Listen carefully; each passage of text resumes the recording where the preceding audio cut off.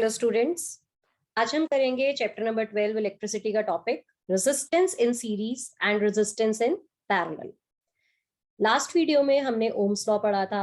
उससे पहले हमने इलेक्ट्रिक करंट, पोटेंशियल डिफरेंस और ओम्स लॉ में हमने रेजिस्टेंस की बात की थी। तो हमें अच्छे से क्लियर हो गया कि रेजिस्टेंस क्या होता है। अब हम बात करेंगे हमारे एनसीईआरटी पेज नंबर 209 से लेके 2015 पेज नंबर तक, जिसमें हम बात करेंगे रेजिस्टेंस। अगर मेरे पास बहुत सारे रेजिस्टेंस है और वी कैन से मेरे पास बहुत सारे बल्ब हैं, और अगर मैं उन बल्ब्स को एक ही सर्किट में यूज करती हूँ तो उसके दो अरेंजमेंट होते हैं। मैं उनको सीरीज में लगा सकती हूँ, मैं उनको पैरेलल में लगा सकती हूँ। क्या है इसका मतलब, ये हम इस वीडियो में सीखेंगे। ये बहुत इंपॉर्टेंट टॉपिक है एग्जाम पॉइंट ऑफ व्यू से। ये एग्जाम में जरूर आता है, स्पेशली इसकी डेरिवेशन और न्यूमेरिकल्स। न्यूमेरिकल हम इसकी डिफरेंट वीडियो में न्यूमेरिकल्स की बात करेंगे। इस वीडियो में हम लोग समझेंगे कि सीरीज और पैरेलल अरेंजमेंट होता क्या है। तो आप अपनी बुक में पेज नंबर 209 ओपन कर लो और अपने हाथ में एक पेंसिल पकड़ के बैठो। तो हम स्टार्ट करते हैं that what is basically resistance in series and resistance in parallel. पहले इस टर्म को समझो जो बुक में यहाँ लिखी हुई है, resistance of a system of resistors. ठीक है, मतलब एक सिस्टम मैं बना रही हूँ। सिस्टम जैसे हम बायो में भी बोलते हैं ना, डाइजेस्टिव सिस्टम। इस टाइप से एक सिस्टम बना रही हूँ जिसके अंदर बहुत सारे रेजिस्टर्स हैं। रेजिस्टर्स का मतलब है, आप इसको ऐसे समझो कि मेरे पास बहुत सारे बल्ब हैं, या मेरे पास एक बल्ब है, एक एसी हो गया, हीटर हो गया, फ्रिज हो गया, टीवी हो गया। ये सबका अपना अपना रेजिस्टेंस है, तो इन सबको मैं रेजिस्टर्स कह रही हूँ। और इनको मैंने एक साथ एक ही सर्किट में जोड़ दिया है। ठीक है, तो वो जो एक सर्किट बनेगा ना, उसका एक रिजल्टेंट रेजिस्टेंस आएगा, एक टोटल रेजिस्टेंस आएगा, सबके रेजिस्टेंस को मिला के। अब वो रेजिस्टेंस क्या होगा, क्या सबका रेजिस्टेंस आपस में ऐड हो जाएगा, या फिर कुछ और होगा, ज्यादा हो जाएगा, कम हो जाएगा, क्या हो जाएगा, हम उसकी बात इसमें करने वाले हैं। ठीक है, तो पहले हम देखते हैं दो टाइप के अरेंजमेंट है, एक है सीरीज और एक है पैरेलल।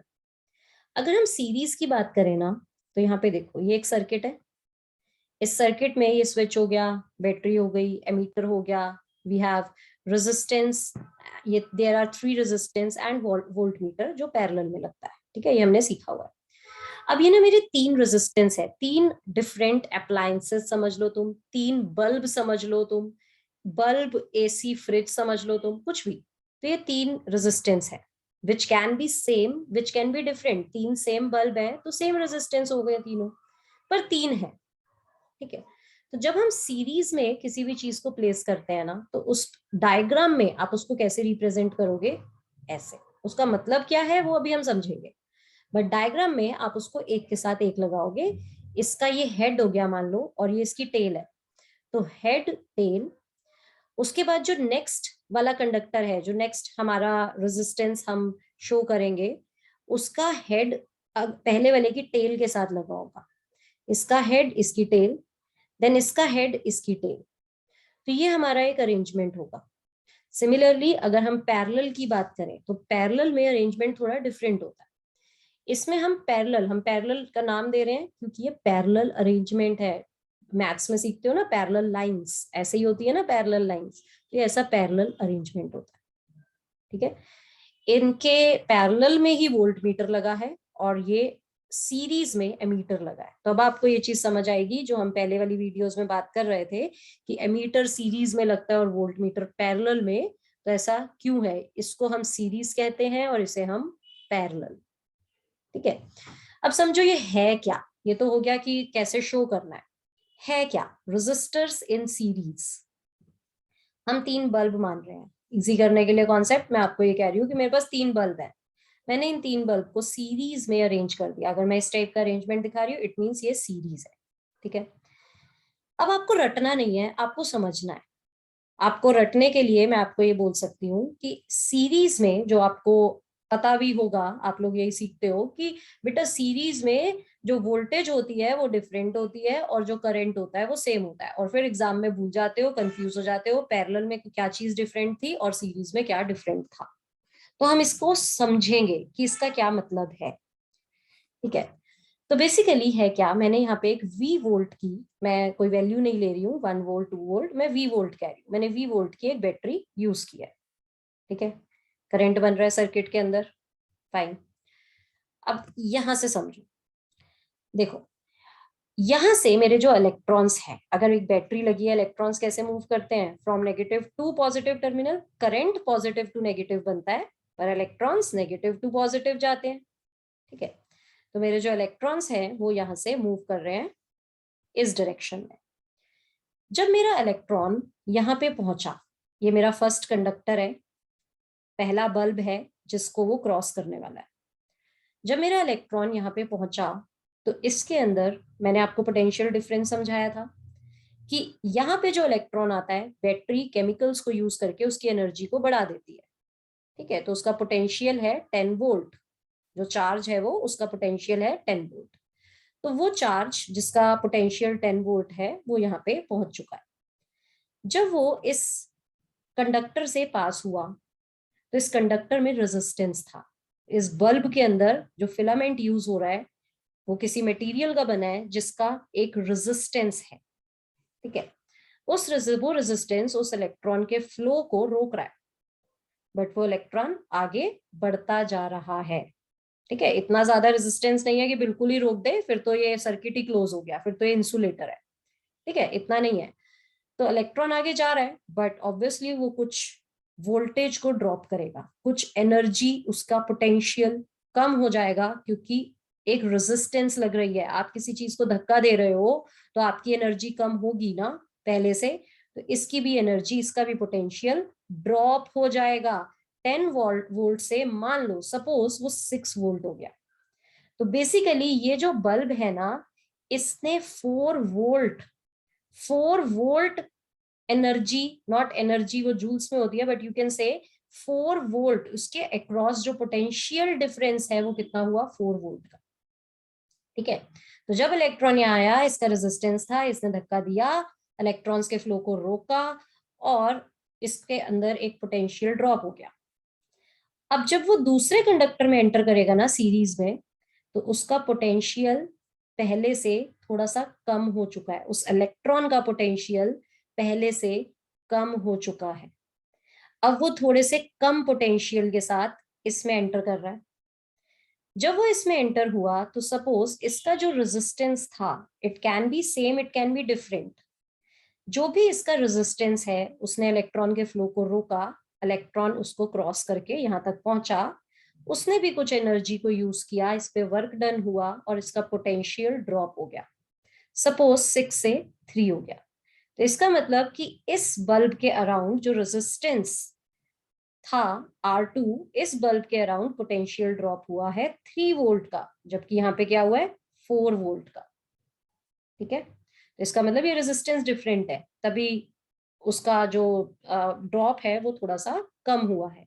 ये रेजिस्टेंस ज्यादा था, यहाँ 4 वोल्ट का ड्रॉप हुआ है तो यहाँ 3 का हुआ। अब ये इलेक्ट्रॉन यहाँ से इस कंडक्टर को क्रॉस कर रहा है, जब वो 3 वोल्ट के साथ, अब वो 3 वोल्ट के साथ पोटेंशियल के साथ इसमें एंटर करेगा, अब इसमें भी ड्रॉप आएगा। मान लो वो पहुंच गया 0 पे। ठीक है, 0 वोल्ट पे इलेक्ट्रॉन पहुंच गया। ये इलेक्ट्रॉन बिल्कुल मिनिमम एनर्जी के साथ इस सेल के पास आया, सेल ने केमिकल्स से इसकी एनर्जी को फिर से 10 वोल्ट कर दिया। I am using the term energy, basically energy नहीं, क्योंकि ये वोल्ट है, पोटेंशियल है, एनर्जी की यूनिट जूल्स होती है, आपको इजिली समझाने के लिए मैं ऐसा बोल रही हूँ। तो वो उसकी एनर्जी को इंक्रीज कर देता है।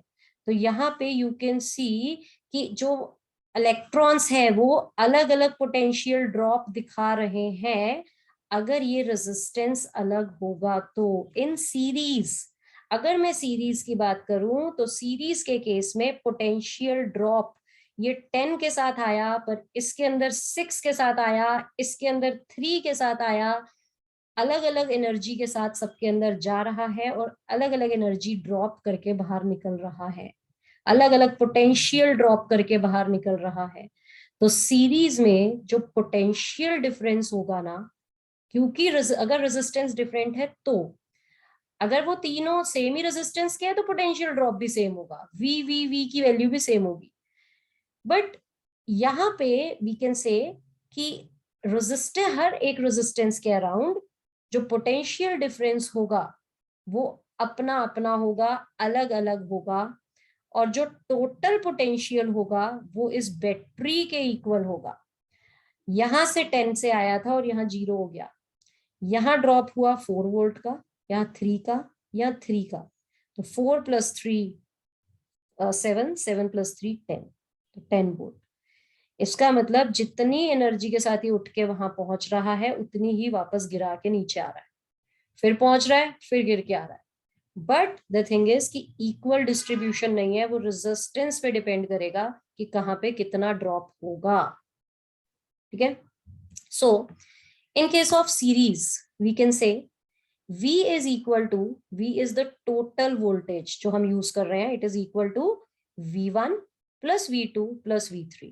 तीनों रेजिस्टेंस के अराउंड मेरा जो V की वैल्यू होगी वो डिफरेंट डिफरेंट होगी। So V1 plus V2 plus V3 and according to Ohm's law V is equal to I into R। अब V की जगह मैं इस इक्वेशन में V की जगह IR पुट करूं तो IR is equal to IR1 plus IR2 plus IR3। Another important thing is, another interesting thing is, series में पोटेंशियल ड्रॉप अलग अलग है, पोटेंशियल डिफरेंट हो जाता है, बट जो करंट रहता है ना पूरे सर्किट के अंदर, जो करंट रहता है आई, वो कांस्टेंट रहता है। करंट क्या है? Flow of charge through a particular area per unit time. ये इलेक्ट्रॉन्स, मान लो मैं तुम 50 बच्चों को एक लाइन में इकट्ठा खड़ा कर दूं और मैं तुम सबको बोलूं भागो, ये सब इलेक्ट्रॉन्स यहां से सेम स्पीड पे भागते जाएंगे, भागते जाएंगे, भागते जाएंगे, भागते जाएंगे, वो लाइन पूरी एक साथ एक ही स्पीड पे भाग रही है, तो करंट जो बनेगा वो सेम बनेगा पूरे सर्किट में। टोटल करंट जो बनेगा वो आई है और इनके अक्रॉस भी जो करंट है वो आई ही है, बट रेजिस्टेंस अलग है। तुम अगर बोलते हो कि अगर ये रेजिस्टेंस डिफरेंट है तो करंट तो अलग होना चाहिए, नहीं, उसने पोटेंशियल बदल दिया। जब ये रेजिस्टेंस, सपोज ये रेजिस्टेंस ज्यादा है तो इसने 4 वोल्ट ले ली एनर्जी, और वी कैन से पोटेंशियल, और यहाँ पे रेजिस्टेंस कम है तो उसने 3 वोल्ट पोटेंशियल ले लिया, ताकि इलेक्ट्रॉन्स की स्पीड उतनी ही बनी रहे। तो सीरीज के अंदर जो इलेक्ट्रॉन्स भाग रहे हैं वो तीनों कंडक्टर में से सेम ही स्पीड से भाग रहे हैं, इसलिए पर उसको सेम स्पीड पे रखने के लिए पोटेंशियल की रिक्वायरमेंट अलग हो जाती है। समझ रहे हो कि सीरीज में करंट सेम है, इसका मतलब जो इलेक्ट्रॉन्स, मैं तुम सबको लाइन में खड़ा कर दूं 50 बच्चों को, तो सब सेम ही स्पीड पे भाग रहे हो, पर रेजिस्टेंस अलग हो सकता है तो स्पीड अलग होनी चाहिए, बट उसके लिए पोटेंशियल डिफरेंट कर दिया उसने। जहां पे रेजिस्टेंस ज्यादा है वो पोटेंशियल ही ज्यादा ले रहा है ताकि उसकी स्पीड ज्यादा रहे, बच्चों की स्पीड उतनी ही रहे, इलेक्ट्रॉन्स की स्पीड सेम रहे। तो पूरे सर्किट में इलेक्ट्रॉन सेम ही स्पीड से भाग रहे हैं, रेजिस्टेंस किसी का कितना भी हो, बस उसने फिर पोटेंशियल अलग अलग कर दिया। फाइन, तो इसलिए सीरीज में पोटेंशियल अलग होता है क्योंकि इलेक्ट्रॉन्स की स्पीड को सेम रखना होता है, और करंट सेम रहता है क्योंकि इलेक्ट्रॉन्स की स्पीड सेम है पूरे सर्किट में। तो चाहे कोई भी कंडक्टर हो, current is same in case of series, अगर आप कंडक्टर्स को सीरीज में लगाते हो तो। ठीक है, तो यहाँ पे करंट सेम है तो IR is equal to IR1 plus IR2 plus IR3। I common हो गया, आई से आई कैंसिल हो गया, तो टोटल रेजिस्टेंस, सर्किट का टोटल रेजिस्टेंस क्या हो जाएगा? R1 plus R2 plus R3। ठीक है, इन केस ऑफ सीरीज, और ये आपका 3 मार्क्स में आता है विद 1 न्यूमेरिकल, तो 5 मार्क्स में हो जाएगा। ठीक है, न्यूमेरिकल हम नेक्स्ट वीडियो में करेंगे। Then we have arrangement in parallel. अगर हम पैरेलल की बात करें तो पैरेलल में ऐसे यूज होता है अरेंजमेंट। ठीक है, अब इसको समझो, इसका मतलब है क्या। देखो, ये है पैरेलल। पैरेलल में वोल्टेज जो होती है ना, मान लो ये 3 बल्ब है मेरे पास, या 3 अलग अलग अप्लायंसेस है, कुछ भी है। ठीक है, इन बल्ब्स को मैंने आपस में पैरेलल में लगाया है। अब पैरेलल में पता है क्या होता है, ये है वोल्टेज V। फाइन, यहां से मेरे इलेक्ट्रॉन्स मूव होने शुरू हुए, इलेक्ट्रॉन्स चलने शुरू हुए, एक जंक्शन आया। ये क्या होता है? जंक्शन। जंक्शन वो पॉइंट है जहां से एक सिंगल वायर 3 में डिवाइड हो गई, डिस्ट्रीब्यूट हो गई। इट इज लाइक एक दरवाजा, तुम 50 बच्चों की एक लाइन है, वो लाइन सेम स्पीड पे सारे बच्चे यहां से चलते हुए आ रहे हो। मैंने एक दरवाजा ओपन किया, उसके बाद वहां से 3 रास्ते जा रहे हैं। कुछ बच्चे इस साइड चले गए, कुछ सीधा चले गए, कुछ नीचे की तरफ आ गए। What is current? Current is the flow of charge. जब तुम लोग डिवाइड हो गए, जब बच्चे ही डिवाइड हो गए, जब यहाँ 50 नहीं अब जा ही 20 बच्चे रहे हैं, तो ऑब्वियसली करंट कम बनेगा, फ्लो ऑफ चार्ज ही कम हो गया, चार्ज ही कम हो गया तो करंट ही कम हो जाएगा। और यहाँ पे मान लो 25 बच्चे जा रहे हैं तो यहाँ पे अलग चार्ज होगा, तो यहाँ पे करंट अलग होगा। और बाकी बच्चे यहाँ पे जा रहे हैं नीचे की साइड, तो यहाँ का चार्ज और अलग होगा। तो बेसिकली यहाँ पे जितने इलेक्ट्रॉन्स इकट्ठे हुए आकर वो डिस्ट्रीब्यूट हो गए, कुछ इधर चले गए, कुछ सीधा चले गए, कुछ नीचे को चले गए। तो जब इलेक्ट्रॉन्स का नंबर ही बदल गया, जब फ्लो ऑफ चार्ज ही बदल गया, तो करंट की वैल्यू भी बदल जाएगी। तो ये एक रेजिस्टेंस है, इसमें अलग करंट फ्लो होगा, इसमें अलग करंट होगा और इसमें अलग करंट होगा। तो इन case of parallel current different होता है और वो जंक्शन पे आके टूटता है, जंक्शन पे इलेक्ट्रॉन्स का डिस्ट्रीब्यूशन हो जाता है। तो इसके अंदर जो फ्लो ऑफ चार्ज है वो डिफरेंट हो जाता है in parallel, that is why current की वैल्यू भी बदल जाती है। और अगर हम बात करें वोल्टेज की, V की, तो पैरेलल के अंदर वोल्टेज सेम रहता है। वो इलेक्ट्रॉन्स, तुम लोग कुछ स्पीड से भाग रहे हो, 50 बच्चे कुछ स्पीड से भाग रहे हैं, अब वो बच्चे यहाँ पे आके, स्पीड तो सेम है ना, स्पीड तो उतनी ही है, पोटेंशियल तो उतना ही रहा, डिस्ट्रीब्यूट हो गए, कम हो गए, नंबर कम हो गया, पर जो एनर्जी रही, जो पोटेंशियल रहा, वो तो सेम था। तो इन इलेक्ट्रॉन्स का पोटेंशियल तो वही रहा जिस पोटेंशियल से वो आ रहे थे, जितना इस बैटरी ने उनको बना के भेजा है। और यहाँ पे जब ड्रॉप होगा तो तीनों में एक जितना ही ड्रॉप होगा। तो करंट डिफरेंट हो जाएगा पर पोटेंशियल ड्रॉप सेम रहेगा। मान लो ये 10 वोल्ट के साथ इलेक्ट्रॉन आए हैं और यहाँ पे 0 वोल्ट करके जा रहे हैं, सब मिलके 0 वोल्ट ही होंगे, तो यहाँ पे सेम वोल्ट के साथ, सेम मिनिमम एनर्जी के साथ पहुंचेंगे। ठीक है, तो पैरेलल में हमारे जो वोल्टेज होती है वो सेम रहती है, बट जो करंट होता है वो डिफरेंट हो जाता है। करंट डिफरेंट हो गया ना, तो वोल्टेज क्यों डिफरेंट होगी? वोल्टेज सेम रहेगी, जिसकी वजह से अब रेजिस्टेंस अगर अलग अलग है तो करंट अलग अलग प्रोड्यूस होगा। इट इज लाइक कि वोल्टेज कांस्टेंट है और रेजिस्टेंस अलग है तो करंट अलग होगा, रेजिस्टेंस सेम है तो करंट सेम रहेगा।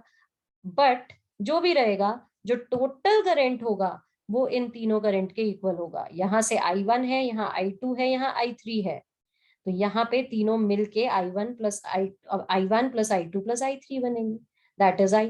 और यहाँ से जो आया था वो भी I था, वो इसमें टूटा और फिर ये वापस तीनों आपस में मिलके वही बन गए। तो जो टोटल करंट है वो ही डिस्ट्रीब्यूट हो रहा है I1 I2 I3 में। ठीक है, तो पैरेलल में वोल्टेज सेम रहती है बट करंट डिफरेंट हो जाता है। सो इसकी डेरिवेशन में we can say I is equal to I1 plus I2 plus I3 according to Ohm's law, V is equal to I into R, I is equal to V upon R। तो यहाँ पे हम put करेंगे V upon R is equal to V upon R1 plus V upon R2 plus V upon R3, V cancel हो जाएगा, common हो जाएगा, तो आंसर आ जाएगा 1 upon R is equal to 1 upon R1 plus 1 upon R2 plus 1 upon R3। तो इस condition में यू कैन सी कि हमारा जो रेजिस्टेंस है वो बेसिकली कम हो जाएगा, जो टोटल रेजिस्टेंस है, दिस इज टोटल रेजिस्टेंस। अगर मैं सीरीज की बात करूं तो अभी हमने देखा था सीरीज में जो टोटल रेजिस्टेंस होगा वो तीनों का ऐड हो जाएगा। मान लो ये 2 है, ये 5 है, ये 2 है, तो 2 प्लस 5 7, 7 प्लस 2 9, तो टोटल रेजिस्टेंस सर्किट का बढ़ जाएगा। ठीक है, टोटल रेजिस्टेंस। पर अगर वही उन 3 बल्ब्स को या इन 3 अप्लायंसेस को मैं पैरेलल में अरेंज कर दूं तो ये रिवर्स में है, रेसिप्रोकल है, तो टोटल रेजिस्टेंस सर्किट का कम हो जाएगा। तो पैरेलल अरेंजमेंट हमारे लिए बेनिफिशियल होता है। इसका सबसे बड़ा पॉइंट यही है कि रेजिस्टेंस अगर सीरीज में लगाए जाए, रेजिस्टर्स अगर सीरीज में लगाए जाए तो रेजिस्टेंस बढ़ जाता है, और अगर पैरेलल में लगाया जाए तो टोटल रेजिस्टेंस कम हो जाता है, जो हमारे लिए अच्छा है। तो यहाँ पे इस पैराग्राफ में आपको सीरीज और पैरेलल के कुछ एडवांटेजेस और डिसएडवांटेजेस मिलेंगे। जैसे अगर हम इलेक्ट्रिक बल्ब, एक इलेक्ट्रिक हीटर, उनको सीरीज में लगा दें, सपोज मेरे पास एक दो रेजिस्टर्स हैं, एक बल्ब है और एक हीटर है, और मैंने उनको आपस में सीरीज में लगा दिया, तो सीरीज में क्या होगा, दोनों के पास करंट सेम रहेगा, वोल्टेज अलग अलग होगी। सेम करंट पे जितना एक छोटा सा बल्ब, उसको जितना करंट चाहिए, हीटर को उससे कहीं ज्यादा चाहिए, तो वो सेम करंट पे काम नहीं कर सकता। तो मेरी जो चीज है, मेरा जो अप्लायंस है, वो खराब हो जाएगा। ठीक है, तो हम सीरीज में नहीं लगाना चाहेंगे उसको। सीरीज में करंट सेम रहता है, और एक हीटर और एक बल्ब सेम करंट पे काम नहीं कर सकते। उसके बाद सेकंड थिंग इज, एक और डिसएडवांटेज क्या होता है कि अगर हमारा, जैसे हम दिवाली पे वो लाइट्स लगाते हैं जिसमें बहुत सारे बल्ब लगे होते हैं एक ही लाइन में, अगर एक बल्ब फ्यूज हो जाए तो आपने देखा होगा कि बाकी आधी या पूरी जो हमारी लड़ी होती है वो बंद हो जाती है, और फिर हमें पता भी नहीं चलता कि कौन सा बल्ब फ्यूज है। एक एक बल्ब निकाल के चेक करना पड़ता है कि कौन से वाला बल्ब फ्यूज हुआ है। सीरीज में ये एक बहुत मेजर डिसएडवांटेज है कि अगर मैंने बहुत सारे बल्ब्स एक साथ एक ही सीरीज में एक ही लाइन में लगा दिए और एक बल्ब फ्यूज हो गया, तो सारे बल्ब बंद हो जाएंगे, सारे बल्ब बंद हो जाएंगे, और मुझे फिर ढूंढना पड़ेगा बड़ी मुश्किल से कि कौन सा बल्ब, एक एक को चेक करना पड़ेगा कौन से वाला बल्ब फ्यूज हुआ है। बट पैरेलल में ये इसका सबसे बड़ा एडवांटेज होता है कि पैरेलल में ऐसा नहीं होता। पैरेलल में आप जो भी चीजें लगाओगे उसके पास करंट अलग अलग पहुंचेगा, पहली चीज, और हर गैजेट को अलग अलग करंट चाहिए, अलग अलग करंट पे ही वो अच्छे से ऑपरेट होते हैं। तो पैरेलल में करंट अलग अलग पहुंचेगा गैजेट्स के पास। और सेकंड थिंग इज कि अगर कोई चीज फ्यूज हो भी जाती है तो सिर्फ वही फ्यूज होगी, बाकी सारी चीजें पैरेलल में बंद नहीं हो जाती। बट सीरीज में एक चीज फ्यूज हुई तो सारे बल्ब बंद हो जाते हैं। ठीक है, so you should know the advantage and disadvantages of series and parallel. So this is all about this resistors in series and resistors in parallel. तो ये है हमारा टॉपिक। नेक्स्ट वीडियो में हम लोग बात करेंगे, हम इसके कुछ न्यूमेरिकल्स करेंगे और heating effect of electric current की बात करेंगे, और उसके बाद हम रिप्रोडक्शन टॉपिक करेंगे, चैप्टर करेंगे। आई होप आपको समझ आ गया होगा। अगर कोई भी डाउट हो तो आप लिख सकते हो कमेंट सेक्शन में।